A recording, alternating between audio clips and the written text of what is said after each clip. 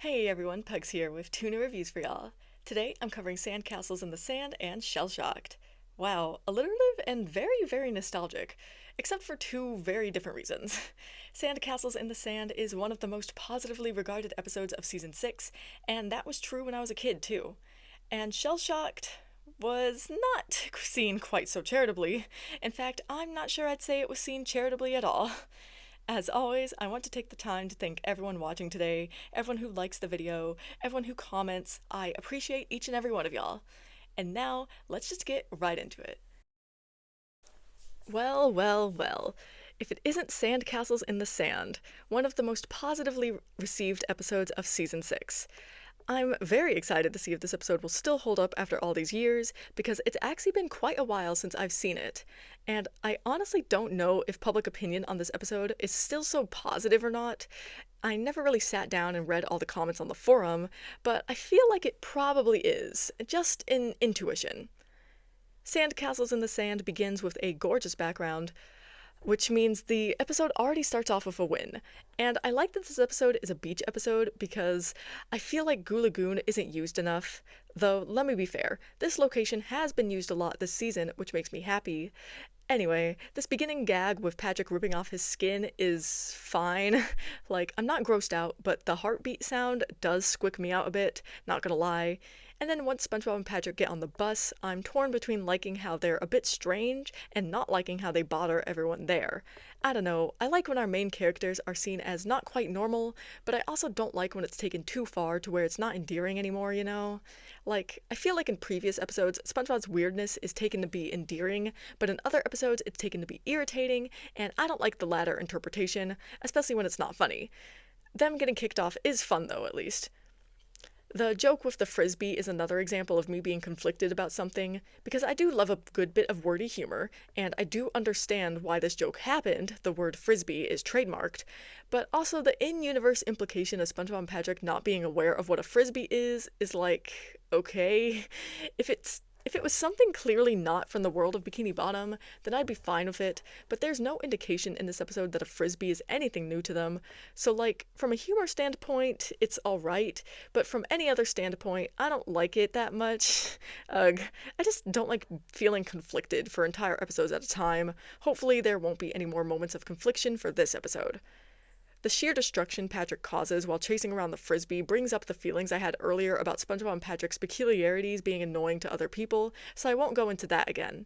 And it seems like that this is how we transition into the plot of the best friends playing in the sand, and it's supposedly less obnoxious. But of course, this is SpongeBob and Patrick.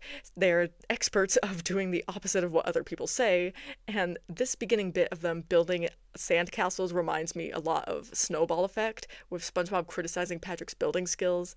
So it seems that this episode shows the return of Perfectionist Bob, which I think fits fine here.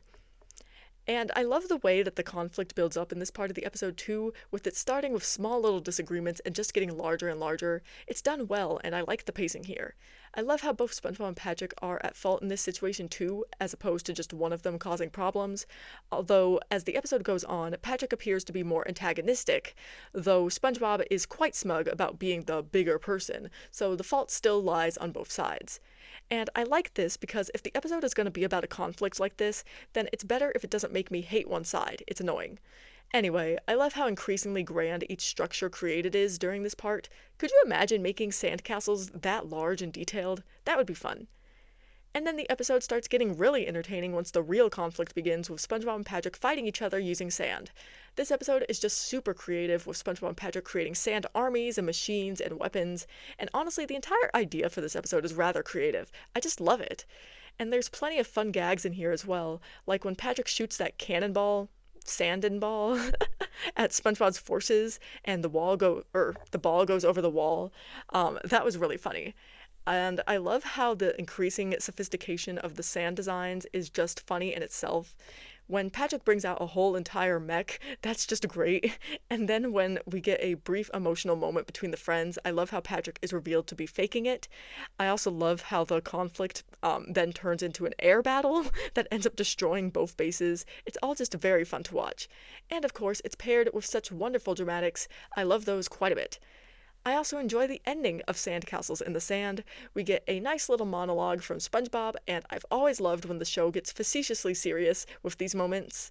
The only thing I don't like here are the battered looks of SpongeBob and Patrick, like they're just unpleasant to look at. And I love how SpongeBob and Patrick turn cleaning the beach into a competition, and the episode ends on another gorgeous background, and I could never hate that. Sandcastles in the Sand is easily the best episode surrounding SpongeBob and Patrick's friendship this side of the Battle of Bikini Bottom, no doubt about it. This episode was just super fun, especially during the latter half. I'd say there was about 2 minutes of the episode that felt like a tiny bit of a drag, but I didn't like the way that SpongeBob and Patrick's annoying of other people was executed. But I also think that it worked well for this episode in the end because it demonstrates that these two are made for each other, because only they can put up with the other's foolishness. Great work. All of this is why this episode is being put in my amazing tier, where it comes in with a score of 9 out of 10. Oh, wonderful, a Gary episode. Y'all know what that means. Clearly, nothing can go wrong here, and so I shall be rating Shell Shocked a staggering 100 out of 10 for featuring my favorite little guy, right? Did I lay it on too thick? At this point, it's rather comedic how throughout the show I keep being disappointed by Gary episodes. Like, I feel like this was done to spite me in particular, because why is it that whenever we finally get a chance to have Gary shine, it's fumbled? Gary Takes a Bath is so far the only episode to understand the assignment, although The Great Snail Race and I Was a Teenage Gary both tried, just barely missing the mark. And, you know, this episode, it tried its hardest too. I actually like this episode, as I'll be explaining shortly. However, I would not call it a good Gary episode in particular, given that I don't like the way Gary was treated in this episode. Alright, that's enough stalling, let's get into this. Shell Shocked begins with an air of intrigue as SpongeBob wakes up to a bunch of noise and his phone line being cut. I like when episodes pull an audience right in with a reason to keep watching beyond the show's name. This little bit of SpongeBob trying to figure out what's going on is entertaining, and then we find out that it was Gary stuck in a boot. Of course, this is the end of my enjoyment for a bit because we then get to see Gary thrown around a lot, which isn't too bad, but then his shell breaks, and that is bad. I mean, first off, the fleshy mass on his back is not appealing to look at, and as I keep saying, I know that this is the point, but that doesn't mean I have to like it. And then Gary starts crying, and now I'm really not happy. At the very least, SpongeBob trying to find Gary a new shell is entertaining, and I very much appreciate that this episode does not take a page from Pear Pest and actually has SpongeBob treat Gary far more like an equal and like someone with sentience that he can have an actual conversation with, at least in a sense.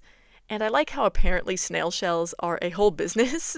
Well, like is a strong word here, but let me not get on my soapbox and just let the wording lie.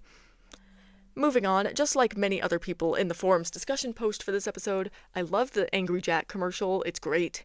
Angry Jack is such a character, and I love it. If commercials were like this, maybe I wouldn't hate them so much. Who am I kidding? I would totally still hate them. Anyway, this is, to me, a clear parody of, like, furniture store commercials. I feel like those are the ones that would have this kind of tone. The point is that I've definitely seen real commercials like this. I also love the whole don't bring your kids part of the commercial. That really got me laughing. So this bit was definitely much needed for this episode as I was beginning to feel disappointed with it. Shell Shocked raises a lot of questions about snail shells, because why is it that when SpongeBob and Gary go to Angry Jack's Shell Emporium, and the guy puts a new shell on Gary, the thing just slides right off? Shouldn't they be more secure than that? Whatever. Maybe they're like glasses and they need to be adjusted to the wearer. Anyway, from here, it becomes pretty obvious just what this episode is about to be, and while that is of course not a bad thing, now that I can guess that SpongeBob is going to break every shell in the Emporium, it's pretty pivotal that the episode execute this well. And this execution is alright. The way that SpongeBob breaks the shells is varied, which is a good thing, and then he of course ends up breaking a whole bunch of them when he's blinded by a reflective shell, which is one of those moments where you just gotta ask yourself, why did they even have that? In my opinion, Angry Jack can only blame himself for all of this destruction. I mean, first he's not securing shells, and now he's apparently not securing shelves, because those shelves should not have been tipped over so easily. Come on, man. I'm mostly joking here, hopefully that's clear.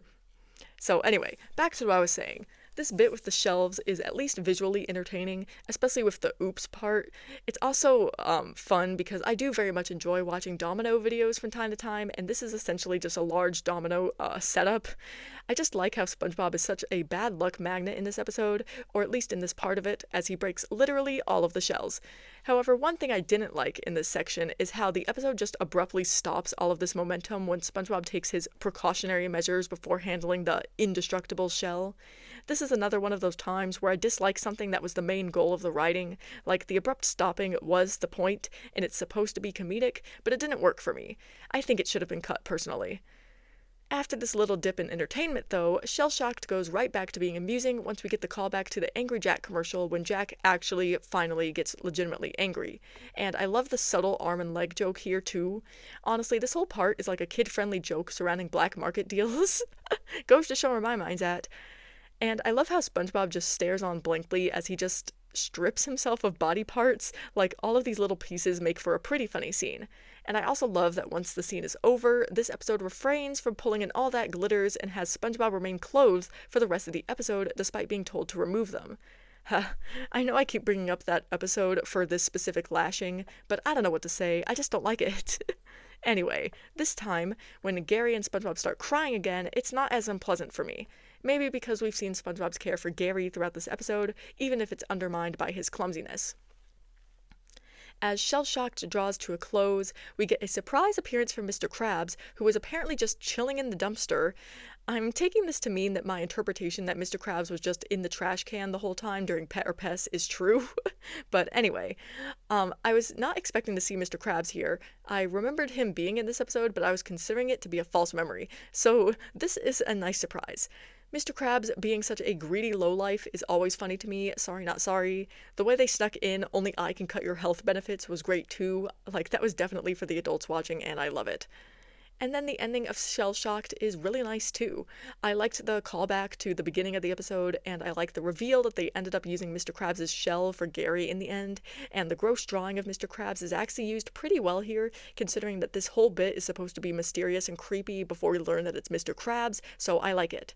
And then I love how Gary ends up locking SpongeBob out because of his awful pun, as he should. Great ending. Shell Shocked was really pulling me every which way in terms of my opinion on it. It had good moments and bad moments, but I think that the good outweighed the bad by a decent margin, and I really liked the one-off side character in this episode, Angry Jack, so that was very helpful for giving this episode some positive points. Generally, I think some of the humor could have been improved, but also this episode got me laughing a lot more than some of the other episodes of this season, so that's certainly a win. Shell Shocked is enjoyable, though I do wish that Gary was featured in a better way, and so I'd say that altogether this episode fits best in the middle of my great tier, where it comes in with a score of 8.4 out of 10. As always, I'll be ending this review with some closing thoughts of mine.